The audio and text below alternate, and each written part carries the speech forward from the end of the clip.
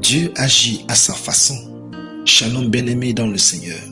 Notre méditation du jour s'intitule Dieu agit à sa façon. Première partie. Nous tirons notre texte dans Esther, le chapitre 2, le verset 17 qui nous dit ceci. Le roi aimait Esther plus que toutes les autres femmes et elle obtint faveur et grâce devant lui plus que toutes les autres jeunes filles. Il mit la couronne royale sur sa tête et la fit reine à la place de Vasti. Alléluia. Ce n'est pas parce qu'on ne vous a jamais prophétisé que vous n'avez pas une grande destinée. Esther n'a pas reçu de prophétie, mais elle est devenue reine.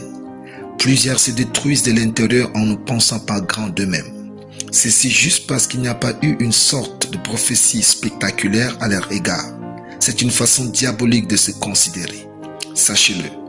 Esther est le deuxième livre de la Bible où Dieu n'est pas mentionné de façon publique. En fait, il n'y a eu ni prophète, ni prophétie, ni église dans la vie d'Esther. Cependant, elle a accompli une grande destinée en sauvant le peuple de Dieu d'un génocide. C'est ce qui a préservé la race des Juifs pour que plus tard, Jésus le Messie puisse venir et sauver le monde. Il se peut qu'on ne vous ait jamais prophétisé. Il se peut qu'on ne vous ait jamais imposé les mains de façon spectaculaire. Il se peut que rien de beau n'ait été dit à propos de vous. Mais comme Esther, vous pouvez avoir une grande destinée. Dieu agit à sa façon. Dieu n'est pas obligé de suivre votre façon de penser pour vous faire comprendre qu'il a une grande destinée pour vous. Mais si vous êtes entré en contact avec cette méditation, sachez que vous avez une grande destinée à accomplir. Dieu veut que vous sachiez que le fait que vous soyez en vie est la plus grande prophétie qu'un succès vous attend. Plusieurs sont morts, mais vous êtes en vie. Sachez aussi que vos atouts sont prophétiques.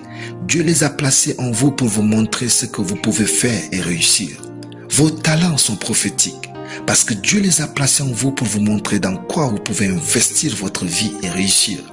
Si vous prêtez attention à votre vie, vous verrez aussi que votre éducation est prophétique. La manière dont vous avez été éduqué par vos parents ou par une tierce personne ou encore la vie elle-même vous préparez à quelque chose de plus grand que vous. Alléluia. Prions. Seigneur Dieu, je te dis merci pour ta façon d'agir dans ma vie. Par ta main visible et invisible, tu diriges ma vie, mes projets, mes affaires et le succès est pour moi au nom de Jésus. Amen. La lecture biblique en une année, Psaume 76 à Psaume 80. Soyez bénis, c'était le pain du ciel.